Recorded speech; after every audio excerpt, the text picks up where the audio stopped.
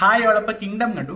Liger കണ്ടതിന് ശേഷം വിജയ് ദേവരകൊണ്ടയുടെ പടം ഇനി ഒരിക്കലും തിയേറ്ററിൽ പോയി കാണത്തില്ല എന്ന് വിചാരിച്ചിരുന്ന ഒരാളാണ് ഞാൻ. പക്ഷേ എന്തൊക്കെയോ കാരണം കൊണ്ട്, കാരണം ഓഡിയോ ലോഞ്ചിൻ്റെ കുറേ സംഭവങ്ങളൊക്കെ ഇറങ്ങിയായിരുന്നു. പിന്നെ ബാബുരാജ്, വെങ്കിടേഷ് ഇവരൊക്കെ മലയാളത്തിൽ അഭിനയിച്ചിട്ടുണ്ട്. അതുപോലെ അനിരുദ്ധിൻ്റെ മ്യൂസിക്, ഇതൊക്കെ സൂപ്പറായിരുന്നു. അപ്പോൾ പിന്നെ ഒരു കാണാനൊരു ആഗ്രഹം തോന്നി, അങ്ങനെ പോയി തല വെച്ചാണ്.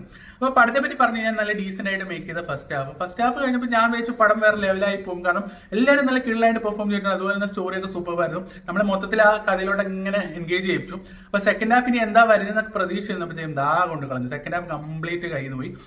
കുറേ ക്രിഞ്ച് സംഭവങ്ങൾ. സെക്കൻഡ് ഹാഫ് കഴിയുമ്പോഴത്തെ മൊത്തം ചേട്ടൻ പാസം അങ്ങനെയൊക്കെ ആയി. പിന്നെ നമ്മൾ കണ്ടുപിടുത്ത കുറേ കാര്യങ്ങൾ വീണ്ടും റിപ്പീറ്റേഷൻ. ഒരുപാട് പടങ്ങൾ ഈ തൊട്ടടുത്തിറങ്ങി കുറേ സിനിമകളിലൊക്കെ കണ്ട അതേ ടെംപ്ലേറ്റ് തന്നെ ഫോളോ ചെയ്തൊരു സെക്കൻഡ് ഹാഫ്.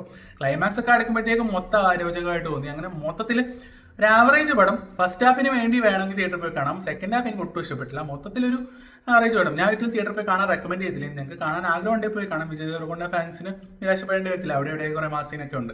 പെർഫോമൻസ് എടുത്തു പറയാനുള്ളത് വെങ്കടേഷിന്റെ പെർഫോമൻസ് നല്ലായിരുന്നു. പിന്നെ വിജയ് ദേവരകൊണ്ടയും പിന്നെ സത്യദേവ് ഇവരുടെയൊക്കെ പെർഫോമൻസ് അടിപൊളിയായിരുന്നു. അപ്പം മൊത്തം ആരും വെറുപ്പിച്ചിട്ടില്ല. അതുകൊണ്ട് തന്നെ കണ്ടിരിക്കാൻ പറ്റുന്ന ഒരു മൂവി. ഒരു ഓവർ വെറുപ്പിക്കലൊന്നും ഇല്ല, ജസ്റ്റ് വാച്ചബിൾ ആയിട്ടുള്ള മൂവി തോന്നി. അപ്പം നിങ്ങൾ തിയേറ്ററിൽ പോയി കാണാൻ പോകുന്നുണ്ടെങ്കിൽ കാണാൻ. കണ്ടിട്ട് അഭിപ്രായം പറയും. വീഡിയോ ഇഷ്ടപ്പെട്ട ഷെയർ ചെയ്യുക, സപ്പോർട്ട് ചെയ്യുക.